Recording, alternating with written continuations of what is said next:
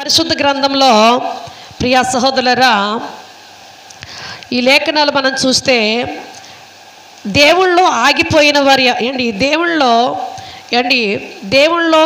సాగిపోయిన వారు ఎందరో దేవుళ్ళో ఆగిపోయిన వారు ఎవరో మనకి ఇక్కడ తెలియజేస్తూ ఉన్నారు. దేవుడితో సాగిపోయిన వారు కొందరు, దేవునితో కొంతకాలం నడిచి ఆగిపోయిన వారు కూడా ఇక్కడ మనకు కనిపిస్తూ ఉన్నారన్నమాట. అయితే ఇక సాగిపోయిన వారు ఎవరో నేను ఈ దినాన్ని మేము పరిచయం చేస్తాను. ఇక్కడ పరిశుద్ధ గ్రంథంలో మనం చూస్తే సాగిపోయిన వారు ఎవరయ్యా అనగా, పరిశుద్ధ గ్రంథంలో ఆది కాండము 22వ అధ్యాయం 22 నుండి 22వ అధ్యాయం 1 నుండి 17 వచనాలు. ఆ సంగతులు జరిగిన తర్వాత దేవుడు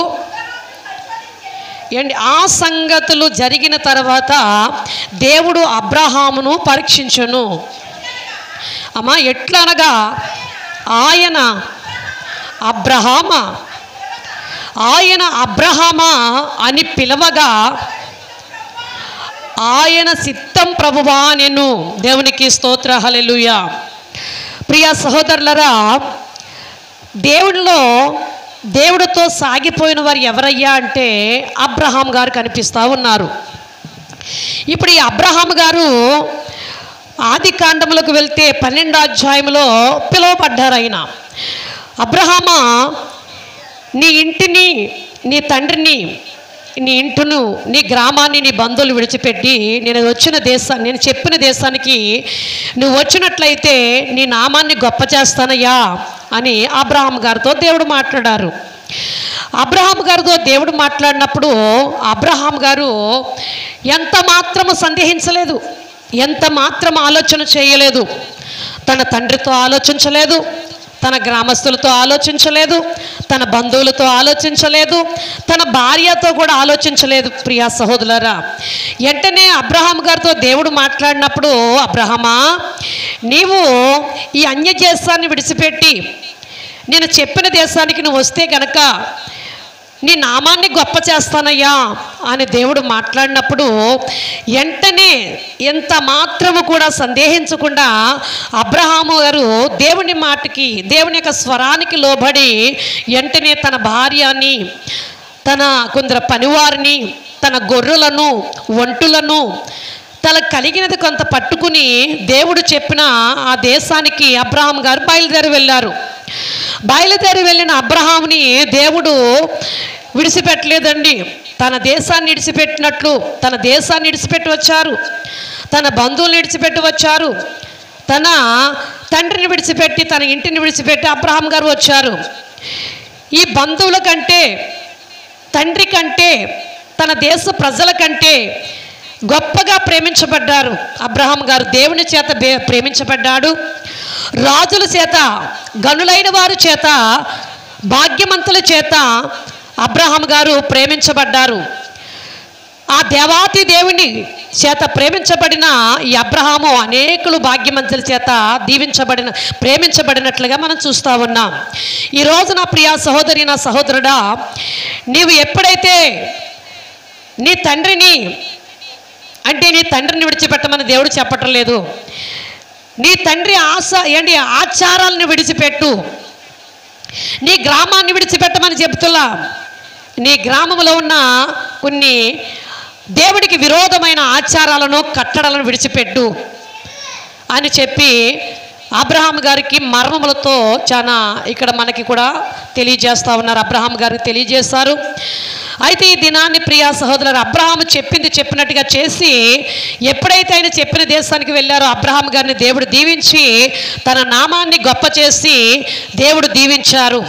ఈరోజు మనం ఎప్పుడైతే మన ఆచారాలని, మన కట్టుబాటులను, కొన్ని లోక సంబంధమైన ఆచారాలని మనం ఎప్పుడైతే విడిచిపెడతామో దేవుని యొక్క కట్టుబాటులోకి, దేవుని యొక్క క్రమంలోనికి, దేవుని యొక్క ఆజ్ఞల ప్రకారంగా, దేవుని యొక్క కట్టడ ప్రకారంగా, దేవుని యొక్క విధుల ప్రకారంగా, దేవుని యొక్క మాట ప్రకారంగా మనం ఎప్పుడైతే నడుచుకుంటామో అబ్రహాము నామను గొప్ప చేస్తున్న దేవుడు నీ నామాన్ని కూడా గొప్ప చేయటానికి ఇష్టపడుతున్నాడు. దేవునికి స్తోత్రం. హల్లెలూయా, హల్లెలూయా. అయితే అబ్రహాము గారు వచ్చిన తర్వాత అబ్రహాము గారు దీవించబడ్డారు. దేవుడు విస్తారమైన ధన సంపత్తులను ఇచ్చారు, విస్తారమైన పశువులను ఇచ్చారు, విస్తారమైన దాసీలను దేవుడు అబ్రహాం గారికి విస్తారమైన ఆశీర్వాదాలు దేవుడు అనుగ్రహించి ధన సంపదలతో పాటు పనివారిని, దాసీని, విస్తారమైన ఎండు బంగారాలను దేవుడు ఇచ్చారు అబ్రహాం గారికి. ఇచ్చిన తర్వాత అన్నీ ఇచ్చారు దేవుడు. అయితే వారికి ఏముందయ్యా లోటు అంటే సంతానం లేదు. ఏం లేదంటండి? సంతానం లేదు. సంతానం లేనప్పుడు అబ్రహాం గారు, శారా గారు చాలా బాధపడుతూ ఉన్నారు, చాలా దుఃఖపడుతూ ఉన్నారు, చాలా వేదన పడుతూ ఉన్నారు. దేవుడు మనల్ని పిలిచిన దేవుడు నమ్మదగిన దేవుడు, మన పిలిచిన దేవుడు జీవంగల దేవుడు, మనల్ని పిలిచిన దేవుడు లోకరక్షకుడు, మనల్ని పిలిచిన దేవుడు మహాదేవుడు, మహోన్నతుడైన దేవుడు, మనల్ని పిలిచిన దేవుడు సర్వాధికారైన దేవుడు, సర్వకార్యములు చేయగల సమర్థుడైన దేవుడు అని శారా గారు, అబ్రహాం గారు కూడా విశ్వాసం ఉంచారు. వారి విశ్వాసాన్ని బట్టి, వారి నిరీక్షణ బట్టి దేవుడు వృద్ధాప్యంలో వారి ముసలితనం ముందు దేవుడు వారిని దర్శించి ఒక శాశ్వతమైన కుమారుని ఇసాకుని ఇచ్చారండి. దేవునికి స్తోత్రం. దేవుడు వాగ్దాన పుత్రుడు. ఎవరు? ఇసాకు గారు ఏమై ఉన్నారండి? వాగ్దాన పుత్రుడు. అబ్రహామా, శారా భయపడకండి, మీకు ఈ వయసులో, ఈ వృద్ధాప్యంలో మిమ్మల్ని నేను దర్శిస్తున్నాను. అబ్రహాం గారికి 100 సంవత్సరాలు, శారా గారికి 95 సంవత్సరాల వయసు వచ్చింది. ఆ సమయంలో దేవుడు వారి ఇరువురిని కూడా వారి హృదయ వాంఛను ఎరిగిన దేవుడు, ఆ వృద్ధాప్యంలో దేవుడు వారికి ఉన్న వేదన గుర్తెరిగిన దేవుడు, వారి యొక్క హృదయంలో ఉన్న చింతని గుర్తెరిగిన దేవుడు, వారి హృదయంలో ఉన్న వేదన గుర్తెరిగిన దేవుడు, అంతరంద్రయాన్ని పరిశోధించగల దేవుడు యేసుక్రీస్తు వారు జీవంగల దేవుడు, మహాదేవుడు. గనుక ప్రియ సహోదరులారా, వెంటనే వారి యొక్క వేదన గుర్తెరిగి, వారి దుఃఖాన్ని గుర్తెరిగి, వారికి ఉన్న లోటుని గుర్తెరిగి, వారికి ఉన్న చింతను గుర్తెరిగిన దేవుడు ఒక దినాన్ని అబ్రహాము గుడారము దగ్గరికి దేవదూతలను పంపించాడు. దేవుడు దేని స్తోత్ర. హల్లెలూయా. దేవదూతలను పంపించి దేవదూతల చేత వారు చక్కగా వారికి వచ్చిన వారికి విందు చేయించి వారికి మంచి భోజనము సిద్ధపరిచిన తర్వాత దూతలు మాట్లాడుతూ ఉన్నారు. ఎవరు పంపించారయ్యా అంటే దేవుడే స్వయంగా అబ్రహాము యొక్క గుడారానికి, ఆ సింధూర వనమాకి దేవుడే స్పష్టంగా పంపించి వారు చింతిస్తుండగా, వేదన పడుతుండగా, సంతానం లేదని దుఃఖిస్తుండగా దేవుడు దూతల పరలోకం నుండి దేవదూతలను పంపించి దేవదూతల చేత వర్తమానం పంపించారు అబ్రహాము గుడారానికి. దేవునికి స్తోత్రం. ఆ దేవదూతలు చెప్పిన మాట ఏంటో తెలుసా? ఆ దేవదూతలకి భోజనం సిద్ధపరిచిన తర్వాత, శారా భోజనం పెట్టిన తర్వాత దేవుడు దూతలు మాట్లాడుతూ ఉన్నారు.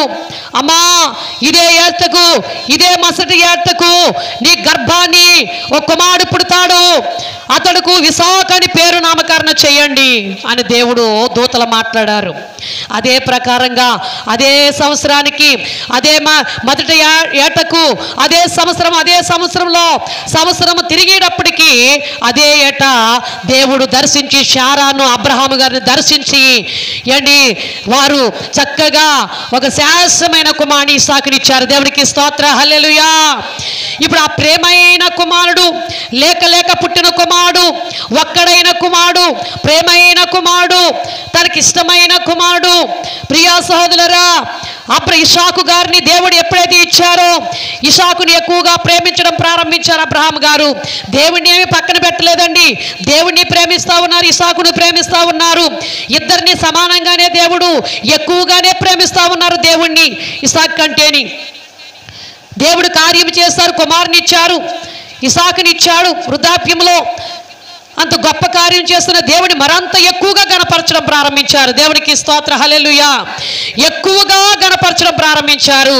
అయితే దేవుడు అబ్రహాము యొక్క నీతిని, అబ్రహాము యొక్క విశ్వాసాన్ని, అబ్రహాము యొక్క నిరీక్షణను దేవుడు పరీక్షించడానికి ఇష్టపడ్డాడండి. పరీక్షించడానికి ఇష్టపడి అబ్రహాము గారిని పిలిచంటున్నారు. అబ్రహామా, ఏకైన నీ కుమారుడు, ఒక్కడైన నీ కుమారుడు నువ్వు తీసుకొచ్చి నీ కుమారుడు ఇస్సాకును తీసుకొచ్చి మోరేబు పర్వతం మీద, నేను చూపించిన పర్వతం మీద నీ కుమారుని ఇస్సాకుని బలివేయ, నాకు బలర్పించు అని చెప్పి దేవుడు కోరారండి. దేవునికి స్తోత్ర, హల్లెలూయా.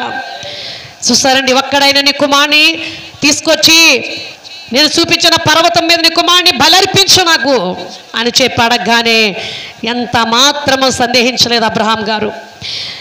ఎవరితోటి ఆలోచించలేదు. ఇదేంటయ్యా వృద్ధాప్యంలో, ముసలితనంలో మాకు దేవుడిచ్చాడు, ఇవ్వకే ఇచ్చి ఈ కుమారుని నువ్వు మళ్ళీ తిరిగి ఇమ్మని బలిమ్మని అడుగుతున్నావు, ఎలాగయ్యా, ఇది ఎలా మేము చేయగలను అని చెప్పి ఏమాత్రము కూడా ఇకట ప్రశ్న అబ్రహాం గారు వెయ్యలేదు. దేవుణ్ణి ఏ ఆలోచన చేయలేదు. ఒక్కడైనా నా కుమారుని ఇచ్చి మళ్ళీ ఆయన కోరుకుంటున్నాడు, ఆయన బలిమ్మంటున్నాడు ఏంటి, మళ్ళీ ఇచ్చి ఆయన తీసుకుంటున్నాడేంటి అని కూడా డౌటు ఆయనకు ఆలోచన రాలేదు. దేవుడు ఇచ్చారు, దేవుడే ఇచ్చారు, దేవుడిచ్చిన దేవుడికి ఇవ్వడానికి ఇష్టపూర్వకంగా ఆయన ఇచ్చారు, ఆయన తీసుకుంటాడు. ఆయన అడిగింది నేను చెయ్యాలి, ఆయన అడిగింది నేను ఇవ్వాలి.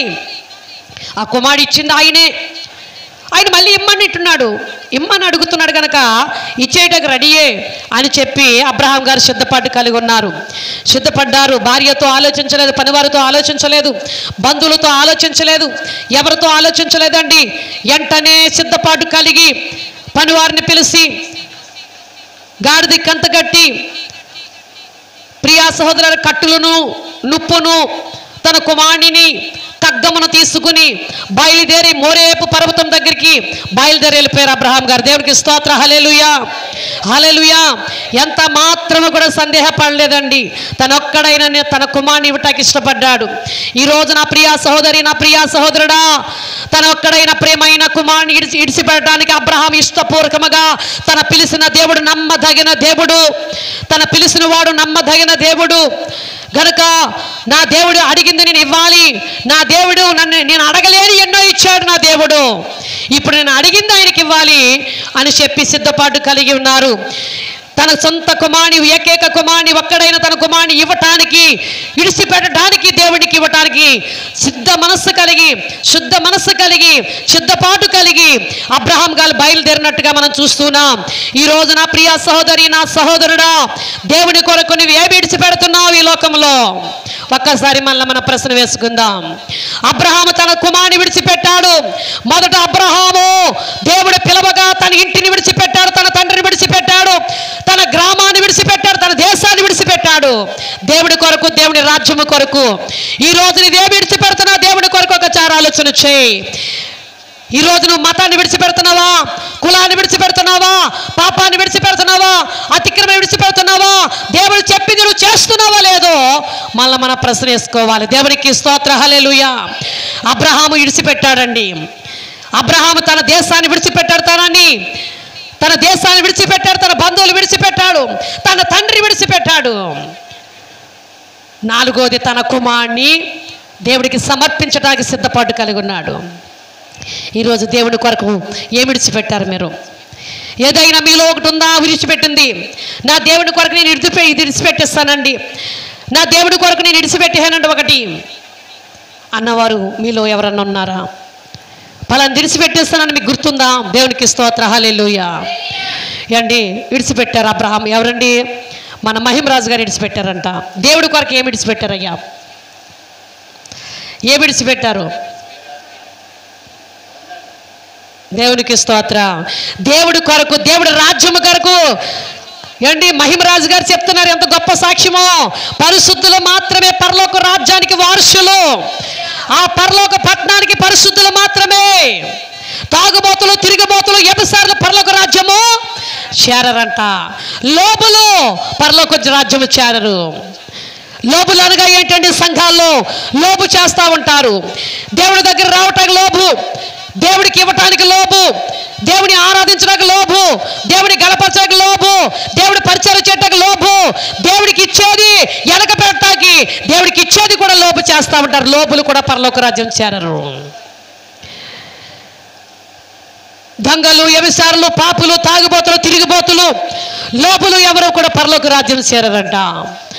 ఈరోజు మహిమరాజు గారు దేవుడి కొరకు, దేవుడి రాజ్యము కొరకు ఏంటి, నేను మందుని విడిచిపెట్టానండి, మద్యాన్ని విడిచిపెట్టానని సాక్ష్యం ఇస్తా ఉన్నారు. దేవుడికి స్తోత్రం. మీలో ఇంకా అందరూ ఏమి విడిచిపెట్టారు? ఇలాగ మహిమరాజు గారిలా చెప్పాలి. మీరు ఏమి విడిచిపెట్టారమ్మా? మీలో ఏమి విడిచిపెట్టారు? స్త్రీలైనా పురుషులైనా మేము పలానా విడిచిపెట్టామని ఎవరికి సాక్ష్యం చెప్పండి. ఏమి విడిచిపెట్టారు? అబ్రహాం గారు ఏమి విడిచిపెట్టారండి? తన ఇంటిని, తన దేశాన్ని, తన ఇంటిని, తన తండ్రిని, తన కులాన్ని, తన మతాన్ని, తన గౌరవం, లోక సంబంధమైన ఘనతను విడిచిపెట్టాడు. దేవుని ఘనత కొరకు పరిగెట్టుకుని వచ్చారు అబ్రహాం గారు. దేవుడిచ్చే నిచ్చి రాజ్యము కొరకు, దేవుడిచ్చే స్థిరమైన ఆశీర్వాదాల కొరకు అబ్రహాం గారు పరిగెట్టుకుంటూ వచ్చారంట. దేవుడిచ్చే స్థిరమైన ఆశీర్వాదాలు. ఎలాంటి ఆశీర్వాదాలు అంటండి? స్థిరమైన ఆశీర్వాదం, స్థిరమైన కలిమి. ఆ కలిమి నా దేవుని దగ్గర తప్ప ఈ లోకంలో ఎక్కడ మీకు దొరికేది కాదు. దేవుడికి స్తోత్ర, హల్లెలూయా. అబ్రహాం గారు 22 ఆదికాండం 22 అధ్యాయంలో తన ఏమి విడిచిపెట్టారయ్యా అంటే, దేవుడిని అడిగింది ప్రతిదీ దేవుడికి విడిచిపెట్టేశాడు ఆయన. తన సొంత కుమారుడు ఒక్కడైనా తన కుమారుని విడిచిపెట్టేస్తాడండి. బలి ఇవ్వటానికి దేవుడి దగ్గర సమర్పించడానికి వెళ్ళిపోయారు. ఈరోజు దేవుడి కొరకు నువ్వేమి విడిచిపెడుతున్నావు? ఒకవేళ నా కుమార్తె, నా కుమారుడా, మీలో ఏమన్నా ఇంకా విడిచిపెట్టలేని ఏమైనా ఉన్నాయేమో, దేవుడి దగ్గర పొందుకోవాల్సినవి ఏమైనా ఉన్నాయేమో, దేవుడి దగ్గర పొందుకునే ఆశీర్వాదాలు, దేవుడి దగ్గర పొందుకోవే గొప్ప దీవెనలు మీరు పొందుకోవాలంటే, ఆ రాజ్యానికి వారసులు అవ్వాలంటే, పరలోక రాజ్యానికి మీరు ఎడవలసిన భూమి మీద మీరు ఒకటి విడిస్తేనే ఒకటి పొందగలరు. లేదండి నాకు అన్నీ కావాలండి, యేసు కావాలి, లోకము కావాలి, పరలోక రాజ్యము కావాలి, భూలోక రాజ్యము కావాలంటే కుదరదండి. ఈ భూలోకంలో ఉన్న ఈ ఆచారాలను విడిచిపెట్టాలి. అందుకనే యేసు ప్రభు వారు ఒక మాట చెప్పారు. ఒక కొట్రాడుకు కట్టబడిన గాడిద పిల్లను ఇప్పుకి రండి. కొట్రాడు కట్టబడ్డదంటండి ఒక గాడిద పిల్ల. ఆ గాడిద పిల్లని ఇప్పుకి రండి. మీరు ఇప్పుతూ ఉండగా ఎవరన్నా వచ్చి మిమ్మల్ని ప్రశ్న అడుగుతారు, ఈ గాడిద పిల్లని ఎక్కడికి ఇప్పుకెళ్తున్నారు అని అడుగుతారు మిమ్మల్ని. అడిగినప్పుడు అది ప్రభువుకు అవసరం అని చెప్పండి అని చెప్పి తన శిష్యులతో యేసు ప్రభువారు చెప్పారు. అయితే ప్రియ సహోదరులారా, ఈ కట్రాడు ఏంటయ్యా అంటే లోక పాపానికి సూచనగా ఉంది, లోక ఆచారాలకి సూచనగా ఉంది, లోక మతానికి కులానికి సూచనగా ఉంది. దేవునికి స్తోత్ర, హల్లెలూయా. గనుక నా ప్రియ సహోదరులారా, ఈ యొక్క గాడిద పిల్ల ఎవరయ్యా అంటే, ఈ గాడిద పిల్ల నీవు నేను అయ్యున్నా. దేవునికి స్తోత్ర, హల్లెలూయా. ఈ లోకమైన ఆచార కట్రాడు కట్టబడ్డాం మనం. మతమన్నా కట్రాడికి కట్టబడ్డాం, కులమన్నా కట్రాడికి కట్టబడ్డాం, పెద్దరికమైన కట్రాడికి కట్టబడ్డాం, ఏంటి అధికారంతో కూడిన కట్రాడికి కట్టబడ్డాం. మేము గొప్పవారమని కట్రాడికి కట్టబడ్డాం. ఓ పదమైన కట్రాడికి మనం కట్టబడ్డాం. ఈ పాపమైన కట్రాడి నుంచి ఎప్పుడైతే ఇప్పబడి ప్రభు చేతిలో మీరు ఎప్పుడైతే పడతారో, ప్రభు యొద్దకు మీరు ఎప్పుడైతే పరుగులెట్టుకుంటూ వస్తారో, అప్పుడు మీరు ప్రయోజనాలు అవుతారు. దేవునికి స్తోత్ర, హల్లెలూయా, హల్లెలూయా. ఇప్పుడు లోకాన్ని విడిచిపెట్టాలి, లోక పాపాన్ని విడిచిపెట్టాలి, లోక అధికారాన్ని విడిచిపెట్టాలి, లోకమైన వ్యామోహము, ఆచారాలని వ్యామోహము, భయంకరమైన పాపమైన వ్యామోహాన్ని నువ్వు ఎప్పుడైతే విడిచిపెట్టి ఆ కట్రాడు నుంచి ఇప్పబడాలి. యేసు ప్రభువారు ఆ కొట్రాడు దగ్గరికి, ఆ కట్రాడికి కట్టబడ్డ గాడిద పిల్లని ఇప్పుకురమ్మన్నప్పుడు శిష్యులు వెళ్ళి అంటున్నారు, అయ్యా మరి మేము ఇప్పుచుండగా ఎవరన్నా అడిగితే మేము ఏమి సమాధానం చెప్పాలి అని ప్రభుని అడిగారంట. అడిగినప్పుడు ప్రభు ఏం చెప్పారు తెలుసండి? ప్రభువుకు అవసరం అని చెప్పండి. ఆ గాడిద ఎవరికి అవసరం అంటండి? ప్రభువుకు అవసరం. ఈరోజు నా ప్రియ సహోదరులారా, మీరు లోకంలో కట్టబడ్డారు, పాపానికి కట్టబడ్డారు, లోకానికి దాసులయ్యారు, పాపానికి దాసులయ్యారు, ఈ లోక ఆస్తులకి లోపడి బంధించబడ్డారు లోకంలో. అప్పుడు తన శిష్యులు అనగా సేవకులను పంపించి మీకు ప్రార్థన చేసి, మీకు సత్యాన్ని తెలియజేసి, ఆయా ప్రాంతాలు, ఆయా గ్రామాల్లో ప్రియ సహోదరులను సంచారం చేసి సేవకులు కట్టబడిన లోకానికి, పాపానికి, ఆచారాలకును, మతానికి, కులానికి కట్టబడిన కట్రోన్ నుండి మిమ్మల్ని విడిపించి తీసుకొచ్చేది దేవుడి దగ్గరికి ఎవరో తెలుసా? దైవజనులు. సపలు కూడా దేవుని నామమున మహింపరుద్దాం. వాళ్ళే యేసు ప్రభు దగ్గర ఉన్న శిష్యులు. ఇప్పుడు సువార్త ప్రకటించడం వారే శిష్యులు. దేవునికి స్తోత్రం. ఈ సువార్త ప్రకటిస్తున్న ప్రపంచ దేశాల సృష్టి యావత్తు కూడా ప్రకటిస్తున్న, సువార్త చేస్తున్న దైవజనులుగాను, అపొస్తలుగాను, ప్రవక్తలుగాను, సేవకులుగాను పిలువబడుతున్న ప్రియ సహోదరులారా, దైవజనులందరూ కూడా ప్రయాసపడేది ఎందుకో తెలుసా? ఈ లోకమైన పాపానికి కట్టబడిన కట్రాన్ నుండి మిమ్మల్ని విడిపించి ఆ జీవం కలిగిన దేవునికి మిమ్మల్ని అప్పగించడానికి ఈ సేవకుల యొక్క ప్రయాసం, ఈ సేవకుల యొక్క కష్టం, ఈ సేవకుల యొక్క కన్నీటి ప్రార్థన, వారు తపన, ఎండనగా వాననగా, కష్టమైన నష్టమైన, తిన్నా తినకపోయినా, తిట్టినా కొట్టినా, నిందించినా, ఎలివేసిన, అనేక రకాలు హింస పెట్టిన దైవజనుల్ని, సేవకులైన వారిని ఇప్పటికీ సువార్త ఆగకుండా ప్రపంచ దేశాలు సువార్త ప్రకటించబడుతుందంటే కేవలము కూడా దైవజనులు పడే ప్రయాసం ఏంటయ్యా అంటే నశించిపోతున్న ఆత్మలను రక్షించడానికి. ఎవరు ఈ యొక్క పాపమైన కట్టానికి కట్టబడటానికి వీల్లేదు. కట్టబడిన వారు ఇప్పబడాలి, ఇప్పబడి దేవుని యొద్దకు తేబడాలి, దేవుని రాజ్యానికి వాళ్ళని సమకూర్చాలి. దేవునికి స్తోత్రం. సేవకులే కాదండి, విశ్వాసులైన వారులారా, భక్తులైన వారులారా, మీరు కూడా ఇప్పబడిన వారు ఇంకా మతానికి, కులానికి, పాపానికి, లోకానికి, లోక ఆచారాలకి కట్టబడిన వారిని ఇడిపికి రావాలి ప్రభు దగ్గరికి. అమ్మా, నువ్వు ప్రభువుకు అవసరం. నా కుమారుడు ప్రభువుకు అవసరం. నా కుమార్తె నువ్వు ప్రభువుకు అవసరం. నువ్వు ప్రభువు దగ్గరికి వస్తే ప్రభు రాజ్యానికి నువ్వు వారసురాలు అవుతావు. ఇదిగో నీ పేదరికం పోవాలంటే, నీ కష్టాలు పోవాలంటే, నీ శాపాలు పోవాలంటే, నీ అతిక్రమలు పోవాలంటే, నీ దోషాలు పోవాలంటే, నీలో ఉన్న నింద, నీ తోర్పులు పోవాలంటే, నీలో ఉన్న దోషాలు పోవాలి అంటే నువ్వు యేసు రక్తము ద్వారా కడగబడాలి. దేవునికి స్తోత్రం. యేసు రక్తము ద్వారా కడగబడాలి. పాపానికి ఇరుగుడు యేసు రక్తమే, పాపానికి మోక్షం యేసు రక్తమే. యేసు రక్తము చేత తప్ప మరి ఏ రక్తము ద్వారా మీరు పరిశుద్ధులుగా తీర్చబడరు అని దేవుని లేఖనాలు తెలియజేస్తూ ఉన్నాయి. ఆ రక్తంలో కడగబడాలంటే మొదట మీరు ఇప్పబడాలి. దేవుని మందిరానికి నడిపించబడాలి. సేవకులే కాకుండా పనిచేసేది విశ్వాసులైన భక్తులైన వారు ప్రతి ఒక్కరూ కూడా ఇప్పుగా తీసుకురావాలి. మీ పిల్లలను, మీ భర్తలను, మీ భార్యలను. ఇంకా ఆచారమైన కట్టాడికి కట్టబడ్డారేమో నీ భార్య, నీ పిల్లలను కుల కట్రాడికి కట్టబడ్డారేమో, మత కట్రాడికి కట్టబడ్డారేమో. యేసుక్రీస్తు వారి యొక్క సువార్త, ఈ రక్షణ సువార్త ప్రియా సహోదరులారా, మత మార్పుడు కాదండి, మార్గమై ఉన్నది. అనేకులంతటా కూడా అందరూ ఆయన ఇచ్చే కృపను పొందాలి. ఆయన రాజ్యానికి అందరూ వారసులే, ఆ పరలోక రాజ్యానికి అందరూ వారసులే, ఆ నిత్య జీవానికి అందరూ వారసులే.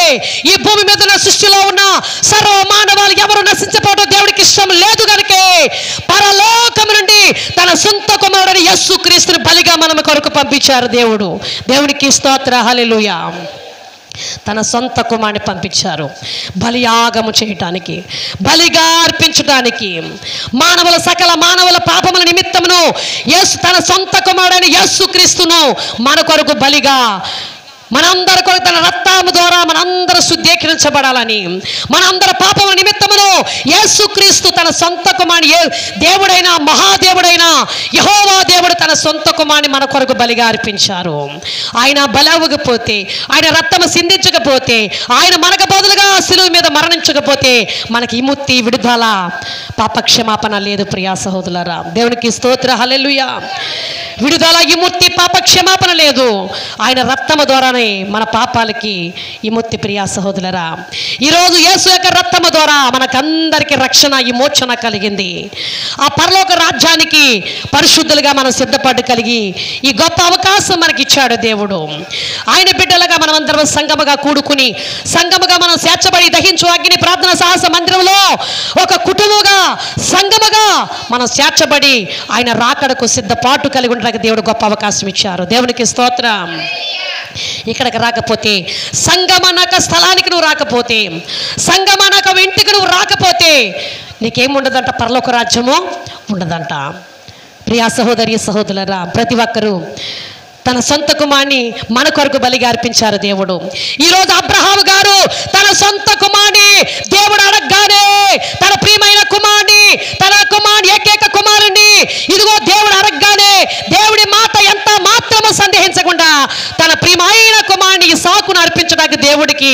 ఏంటి తీసుకుని వెళ్ళిపోయాడండి అబ్రహాం గారు. ఎంత గొప్ప భాగ్యమో! తన సొంత కుమారుని యేసయ్య, తన సొంత కుమారుని దేవుడు మన కొరకు గొప్ప సర్వ మానవాల కొరకు తన సొంత కుమారుని ఏకైక కుమారుడైన దేవుణ్ణి యేసుక్రీస్తుని మానవుల పాపము నిమిత్తమును పాప పరిహారముగా తన ప్రాణాన్ని అర్పించడానికి తన సొంత కుమారుని పంపించాడు, ఏకైక కుమారుని పంపించాడు. ఈరోజు దేవుడు బలి కోరగా అబ్రహాము విశ్వాసాన్ని పరీక్షించినప్పుడు, అబ్రహాం యొక్క భక్తిని పరీక్షించినప్పుడు, అబ్రహాం యొక్క నిరీక్షణ పరీక్షించినప్పుడు, అబ్రహాం యొక్క గుణ లక్షణాలను బట్టి తీసుకురావడానికి, దైవ లక్షణాలను బట్టి తీసుకురావడానికి దేవుడు అబ్రహాం గారిని పరిశోధించాడండి. ఈరోజు దేవుడు నిన్ను కూడా పరీక్షిస్తున్నాడు. నీలో ఉన్న గుణ లక్షణాలు, నీలో ఉన్న దైవ లక్షణాలు, యేసు యొక్క దైవ లక్షణాలు నీలో ఉన్నాయో లేదో దేవుడు పరీక్షిస్తూ ఉన్నాడు. మనము కూడా ఆ పరీక్షలో ఫెయిల్ అవ్వాలా, పాస్ అవ్వాలా? అబ్రహాం గారిని పరీక్షించినప్పుడు దేవుడు ఫెయిల్ అయ్యారా, పాస్ అయ్యారండి? మరి యేసుక్రీస్తు వారు తన తండ్రి సర్వ మానవాల కొరకు నువ్వు ప్రాణం పెట్టాలి, నీ రక్తము ద్వారా తప్ప ఎవరికి విమోచన విడుదల లేదయ్యా, నా కుమారుడు యేసు సర్వ మానవాల కొరకు నువ్వు ప్రాణము సిలువలో బలియాగము చేయాలి, బలియాగము చేయబడాలి. ఈ బలియాగానికి ముందు నీకు ఎంతో హింస ఉంటుందయ్యా. అనేక సర్వ మానవాళ్ళందరూ నిన్ను హింసిస్తారు, నిందిస్తారు, శోధిస్తారు, నిన్ను కొరడాతో కొడతారు, ముఖం మీద ఉమ్మూస్తారు, ఇదిగో నీ నడువంచి గుద్దుతారయ్యా, తన్నుతారయ్యా. అనేక రకాలుగా మానవుల చేత నువ్వు శోధించబడతావు, హింసించబడతావు. ఆ హింసలన్నీ సహించి వహించి లాస్ట్కి ఆ గొల్కొత్తా కొండపైన 3 మేకల మధ్యలో వేలాడుచు నువ్వు ప్రాణాన్ని విడిచిపెట్టాలి. నీ దగ్గర ఉన్న పాత్రని నేను తొలగిస్తానయ్యా, నువ్వు సిద్ధపాటు కలిగి ఉండని దేవుడు ముందుగానే బోధించి ఈ భూలోకంలోకి దేవుడు యేసును పంపించారు మనందరి కొరకు. దేవునికి స్తోత్రం. ఈ రోజు కూడా నువ్వు పాపమైన కట్టాడు కట్టబడ్డా నిన్ను పిలిచింది ఎందుకో తెలుసా? ఆ పాపమైన లోకమైన ఆచారాలను కట్టాడు కట్టబడి నిన్ను పిలిచి ఇప్పుకు తీసుకుని వచ్చింది ఎందుకో తెలుసా? నువ్వు అక్కడే కట్టబడి అక్కడే ఉండి అక్కడే నశించిపోవడం దేవుడికి ఇష్టం లేక, అక్కడే నువ్వు పతనమైపోతావు దేవుడికి ఇష్టం లేక, అక్కడే పతనమైపోయి నరకానికి పాత్రుడు అవటం ఇష్టం లేకే దేవుడు సేవకుల్ని కొందరిని పంపించి సమాజంలోకి, గ్రామంలోకి, పట్టణంలోకి, పల్లెల్లోకి పంపించి సేవకుల్ని అభిషేకించి దేవుడు అనేకుల మధ్యకి పంపించి ఆయన సువార్త ప్రకటించి యేసుని గురించిన వార్త ప్రకటించి యేసే సత్యం, యేసే మార్గం, యేసే జీవం, ఆయన ద్వారా తప్ప మరి ఎక్కడా జీవం దొరకదు. ఆ పరలోక రాజ్యానికి వెళ్ళాలంటే ఆయన ద్వారా తప్ప మరి ఏ మార్గము లేదు. అదే సత్యమైన మార్గం అని చెప్పి దైవజనుల ద్వారా ప్రకటన చేయబడ్డాది. ఇప్పబడ్డావు నీవు. మరి ఇప్పబడిన నీవు యేసు యొద్దకు వచ్చావు. అయితే ఆయన నీ కొరకు ప్రాణాన్ని త్యాగం చేశారు. అయితే ఆయన నీ కొరకు తన ప్రాణాన్ని దారం పోశారు. అయితే నీ కొరకు ఆయన రక్తము దారపోశారు. అయితే నీ కొరకు ఆయన శరీరం రెల్లవలే రాల్చారు. అయితే ఆయన నీ కొరకు ఇష్ణాకాంతుడిగాను, యాదును అనుభవించిన వాడుగాను, ప్రియా సహోదరురా చూడనల్లని వాడిగాను, ఆయన మకమికారముగా ఆయన భయంకరుడిగా మార్చబడ్డాడు. బొచ్చు కత్తిరించిన వాడి చేతిలో గొర్రె మౌనంగా ఉన్నట్లుగా ఆయన హింసిస్తుంటే ఆయన మౌనంగా మానవుల చేతిలో నలిగిపోయాడు. ప్రియా సహోదరులారా, పాపుల చేతిలో నలిగిపోయాడు. ఎంత గొప్ప దేవుడండి! అంత త్యాగమూర్తి, అంత కృపగలవాడు, అంత బలమైన దేవుడు, శక్తిమంతుడు నీ కొరకే ఒక గొర్రె పిల్లగా ఒదిగిపోయి హింసించబడ్డాడు మానవుల చేతిలో, పాపుల చేతిలో. మరి నువ్వే విడిచిపెట్టావు దేవుడి కొరకు? ఏదైనా విడిచిపెట్టావా?